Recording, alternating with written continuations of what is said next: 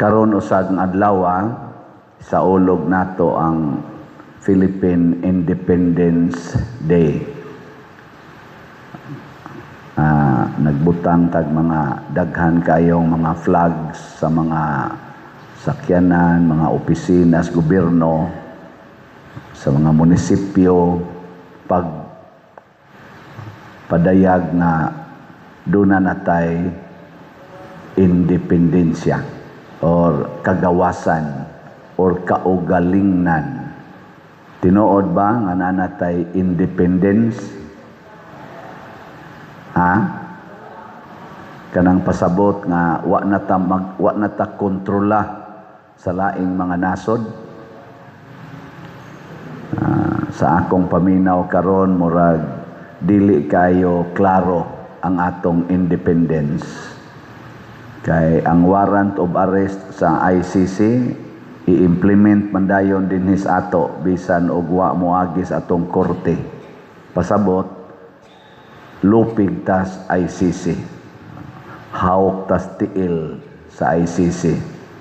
Nya kanang ICC kay foreign man na nga korte di sa to pa dili ta independent gikan nila. Ang lain pagyod nga dili ta independent kay bisag unsay idiktar sa mga nasod nga naatay utang nga dako kayo mosunod man ta. So kung ingnon ta nga buhatan ni buhat dayon ta. Butangan mo dihag mga base militar, dawat dayon ta. Itudlo ipaghuta nga kani awayan ni away sa dayon ta. Murag wa tay independence, no? Nana. Pero ang pangutana, asa man magsugod kining gitawag nato independence or kaugalingnan. Kinsa man ang tao nga tinuod nga gawasnon or dunay kagawasan sa kuan sa gipanudlo ni Kristo, ningon gid siya nga ang una ningon siya, the truth will set you free. The truth will set you free. Nga ikaduha, ningon sad si Kristo nga ang gugma makawagtang sa tanan nga mga sala. Unsa man ang sala? Bakak. Nga ang gugma mao'y makawagtang sa tanang sala. Ilingay mong tupad. Na nahigugma ka nako. Pangutan ba? Nga nahigugma ka nako. Nahigugma mo anang inyong tupad. So in relation anang imong tupad, wa na kay sala. Og di sa jud ka magpakasala. Kay di man ka mamakak basta nahigugma ka. Kinsa ninyo ang wa gyud ka pamakak sugod atong January 1 hangtod karon ta sa kamot. Nang wa gyud mamakak. Mayo. Wa mo nag-lipstick sa inyong ngabil. Wa mo nag-makeup. Wa mo nagpa-colors buhok. Wa mo nang-iskis-kilay. O wa mo ana, pasabot, wa mo na makak. Pero musugod na ganay kag pang-lipstick, hidire, sugod na kag pamakak. Imo nang gitabunan ang kamatuoran. Paragod aning ato ro mga leaders atong gobyerno, bisag dinhigod sa simbahan, daghan kay mga leaders nato sa gobyerno ug sa simbahan nga mga bakakon. Bakakon ba? Kana ding nanguha ro sa atong kwarta nga trillions ang gikuha. Dato kay sila tan-awon na sila daghang sakyanan, daghan silag mansions, daghan silag mga kwarta, nya gamhanan kay sila'y mag-control sa Department of Justice, sa DILG, sa Ombudsman, sa COA, sa Congress, sa Senado, sila'y nag-control ana sa mga kapulisan, sa military, Sila nagkontrol, purti nila kagamhanan, purti nila naghanag kwarta, ana, pero kinawat di ay kinawat, namakak. Unya, nagkontrol sila sa kumilik, ang napildi, makadaog, makalingkod, unya ang nidaog sa eleksyon, maoy matatak, pero nangawat di ay. No? Abisag din ni simbahan, kadaghang mga pari na porting pobriha ana pag seminarista, apil na ning nagwali karon. Pero ini kapari, perting sigaha sa sakyanan, perting makapalit pag mga dagko kay yuta, tukod pag mga rest houses, siga na kay balay, kay pari na, tanaw ni ulan, halagi ni dakong balay, kampadir na, laninduta ng sakyanan na, kampadir na, o niya dito gikan, dito kulikta. Nga para ontas parokya o niya gisod sa kamo na lay tiwas. O gusa ra gihinungdanana nganong nakapamakak kay ang imong gibakakan nga mao ang katawhan wa nimo higugmaa. Ang imong gihigugma mao ang imong kaugalingon. Sige, sampulan lang tamo kanang pa-colors buhok. Nganong mamakak man ka sa imong katilingban? Nganong di man nimo ipakita ang tinuod? Nganong ang imong ipakita kana mang gitabon-tabunan nga kamatuoran? Kay wa ka mahigugma niya.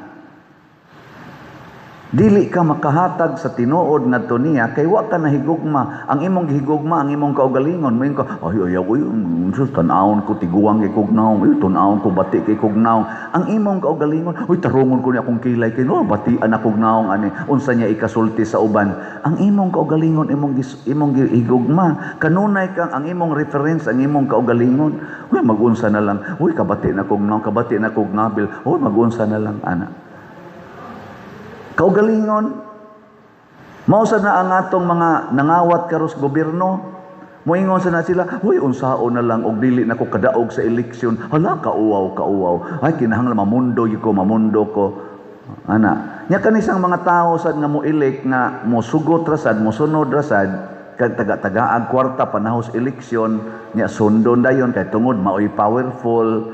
Moingon sa na, wa sa na sila mahigugmas nasod. Kanang nidawat ang mga malita-malitang kwarta, unya tapinan ang kamatuoran, ni ay nag-investigate, kinahanglan yung paphaon, aron dili mo padayon ang investigasyon, ni ay naghingan og mga tao nga maogi naghatag og kanang lead unta padung sa mastermind sa kawat nga trilyon sa atong nasod, paningkamutan gyud nga daoton, tagaag kaso, ipapriso, ang uban pa ipapatay pa. Tungod kay imong tapinan ang kamatuoran. Nga naman, mag-unsa na lang mapriso ko, hala mapatay ko, hala kauaw. Kaugalingon ang gitanaw. Mausad na kaming mga pari, hala kauaw, pari ko niya. Wa ko'y kwarta. Magunsa na lang ko, i-retire na ko. Hala, magunsa na lang ko. Ugwa na mo, tabang na ko. Unyag dili na ko, magpari. Hala, unsay akong gamiton. May na mamundo ko daan karon kay sus, para ni sa akong future. Ana, ang kaugalingon mo'y gitanaw. Munang kawatan tika. Kuhaon ko ng imo untang share sa atong bahandi sa nasod or sa simbahan. Kuhaon ko na, kay magunsa lang niya ko because I love myself. Ang gugmang Diyos noon, mga igsoon, mao ang pagsunod sa tanang sugo sa Ginoo.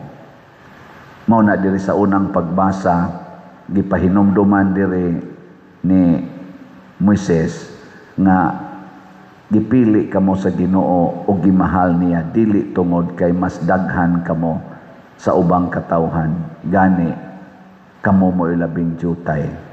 Unya, unsa may buhato nato kinahanglan matod pa niya dire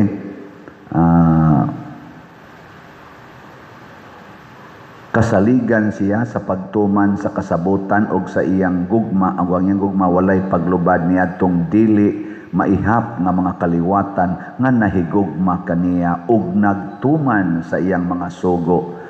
Apan silutan niya sa walay langan kadtong nagsalikway kaniya. Silutan sa walay langan. Tanawa ra gud, ayaw tumana ang sugo sa Ginoo. Silutan dayon ka. Ug unsa may unang silot nga immediate yung kayo, basta di ka magtuman sa sugo sa Ginoo, pasabot magpakasala ka. Unsa man gid dayon kuan, mawa dayon ang imong kalinaw. Kanang huwag tangan kag kalinaw, silot na na. Sunod, dili na ka gawas nun na musulti, mawa sa dangimong self-confidence. Di na kakamaong musulti sa kamatuoran. Nga magsigi na kag kabalakang. Hangtod, aburido na kay kag ulo, dali na kay kang masuko. Nga ikasuko nimo, masuko sa tong imong isig katao, labi na gyud og musulti to sila nga ikaw nagbuhat ka ani, imo dayon silang patyon. Unyag makapatay na ka, musamot na sad ang imong ka hasol. So mag-anam og tubo, hangtod di na ka kamaong muatubang og tao. Magsigi na lang kag tago. Mao nay silot. Unya og katilingban, nagkunayib ta. Gisalikway nato ang kasuguan sa Ginoo, labi na ng transparency, unsa na accountability, kanang paghigugmaay sa usag-usa. Mahugno dayon ang atong katilingban. Kung nasod man na, magkagubot ang nasod. Muna ako, moingon gyud ko nga dinhis Pilipinas karon, nagkagubot ta kay wa nata mahigugmas Ginoo. Daghan nato ang wa mahigugmas Ginoo. Kaniro naglingkod, nanimba mo ron dinhi. Kinsa man ninyo ang tinuod yung nahigugmas Ginoo, taas ang kamot. Hindi, taas. Okay. Ay, kayo. Kinsa ninyo ang anda magpakamatay para sa atong nasod, taas ang kamot. Kanang magpakamatay gyud. Di ay ni isang duha ka buok mga tiwasono na sada. Duha ra ka buok. Unya unsa may gustos Ginoo di ay kitang mga Filipinos, unsa may gustos Ginoo, mahigugma ta niya unya atong isalikway ang atong nasod. Mahigugma ta niya unya atong yatak-yatakan ang atong nasod. Nga mao kini ang katilingban nga gipili sa Dios para nato. Dili tinuod ang atong gugma. Di ba? Gibutang diri ay. Ang nahigugma sa iyang isig katao, anak sa Dios. Matud pa sa ikaduhang pagbasa, 1 John chapter 4. Ang nahigugma sa iyang isig katao, anak sa Dios, ug nakaila sa Dios. Ang wala mahigugma sa iyang isig katao, wala makaila sa Dios, kay ang Dios gugma man.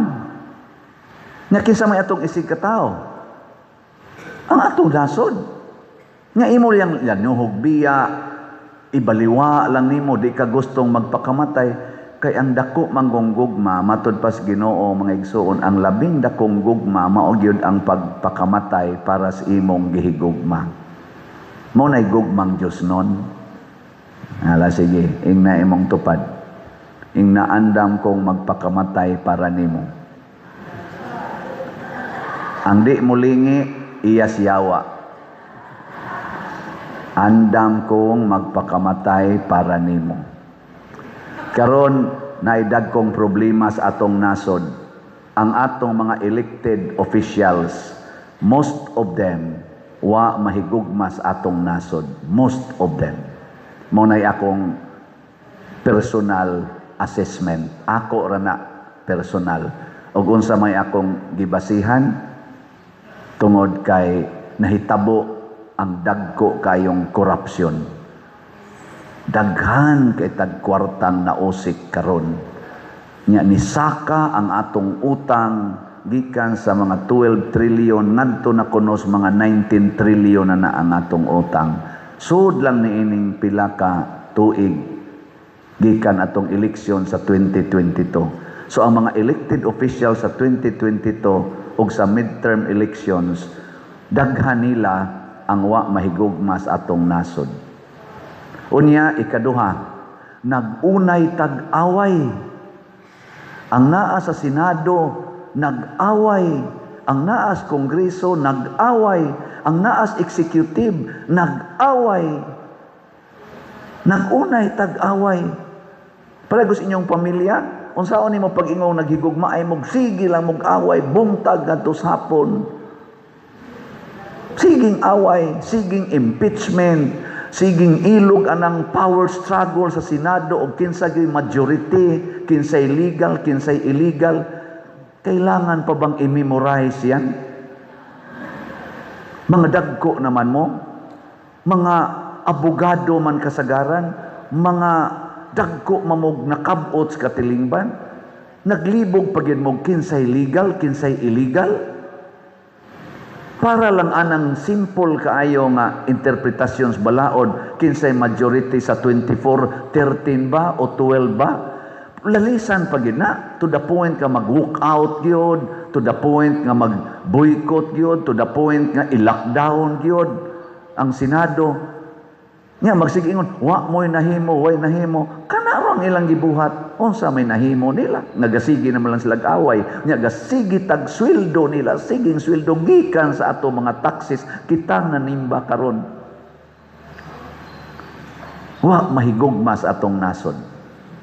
Kay dili sila anda mo antos para sa atong nasod. Kinsa maroy anda mo antos sa nasod? Marcos Group, Duterte's Group. Sige, pamalandongin.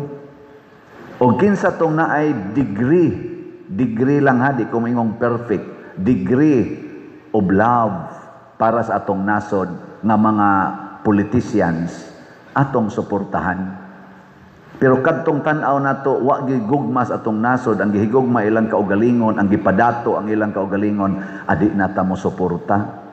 Ug usa sa timaan sa wa mahigugmas atong nasod, kana gyud mga taong kusog kay manghatag og kwarta panahos eleksyon, kusog kay mobutang sa ilang mga naong ana mga project diha, butangan ginas ilang naong og sa ilangan, og kanang kusog kayo manglutos sa ilang kaatbang sa politika.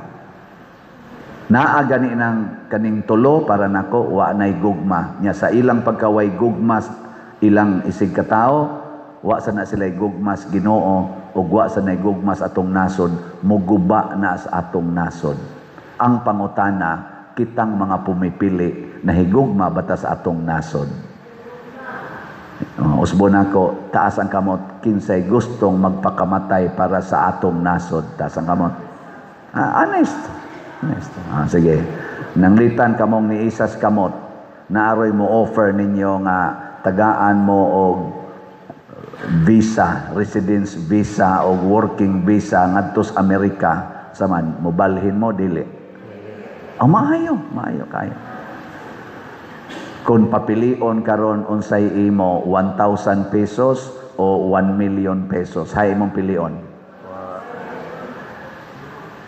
Sige, nawa na mo tingog.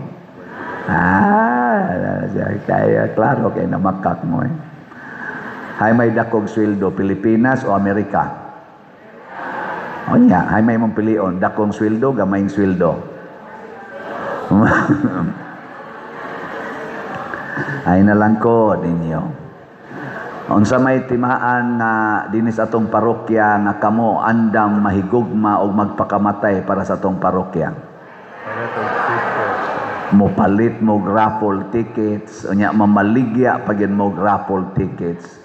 Unya unsa may timaan nga unsa may buhaton aron makapalit ka sa raffle tickets, ibaligya ang tanan mong kabtangan og ipalit og raffle tickets.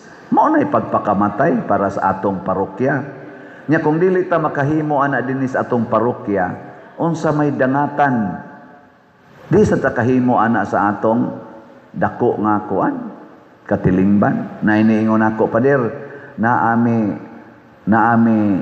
eleksyon sa board of directors sa among subdivision, ilamang kong padaganon, nya counseling ako siya. Wa siya magkasinabtanay sa ilang pamilya, nagsigi silang away, gani, wa sila magkasinabtanay siyang bana. Nya, padaganon ko no siya og board of directors sa subdivision, kay ang ilang subdivision kuno gubot, mura sa kunog atong Senado. Siya, unsaon ka na ako, dawaton ko ni, dili. Ingon din ko, sulbara sa nang imong pamilya, oy nga gamayng community, wa gani ka kasulbad sa imong gamayng community, mo involved na nung kagdako, you cannot give what you do not have. Mao na higugmaa sa nang imong tupad, ayaw pangambisyon nga mahigugma ka sa atong nasod, ing na pakamatyan ti ka, ing na imong tupad, pakamatyan ti ka.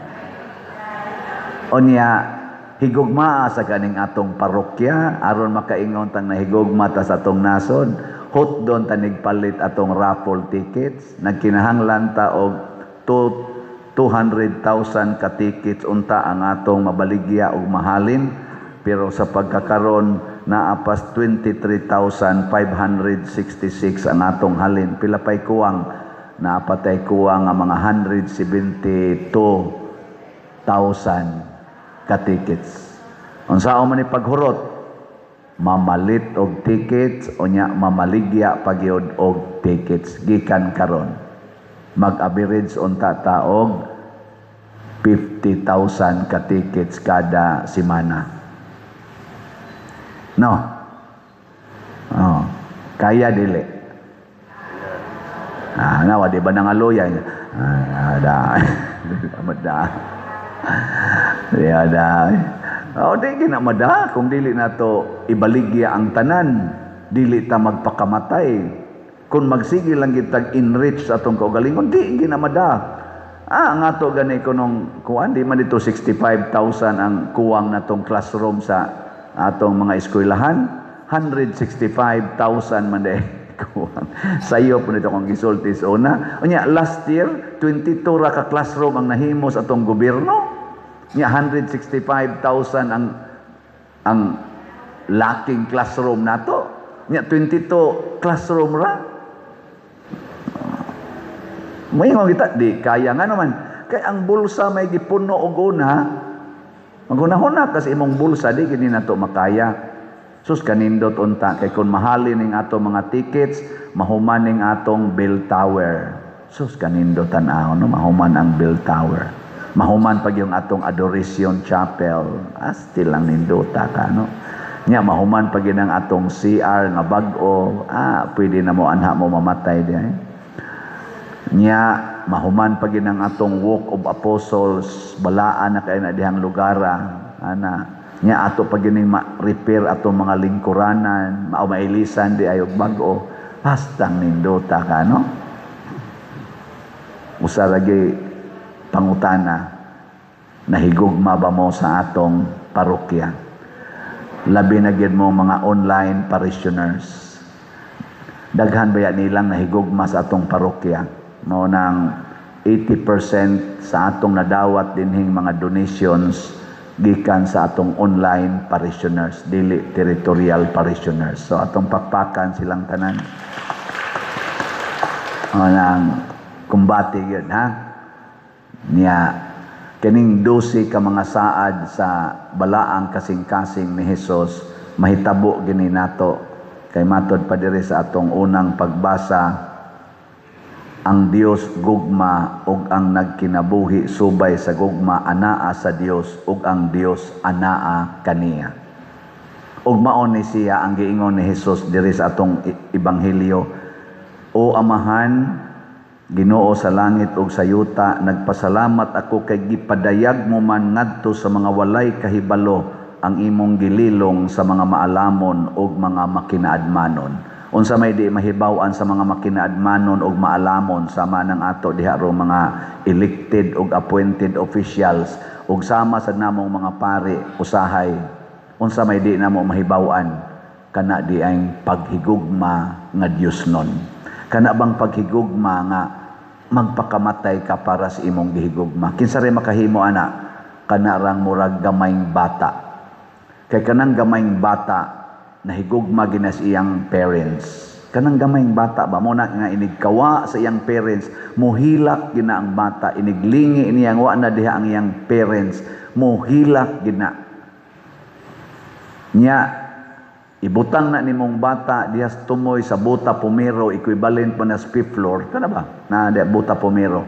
Ibutang nimo imong bata dito nga mga 1 year old, imong pabarugon dito or 2 years old nga bata. Unya arikas ubos imo siyang ingnon, ali day ambak mo, ambak dili igkakita ana nga naa kas ubos, ambak yung nagdritso nganuan tungod sa iyang dakong gugma, wa siya magsapayan unsay mahitabo niya ug mausan ni unta ang atong kinaiyahon, ha? Kaya pa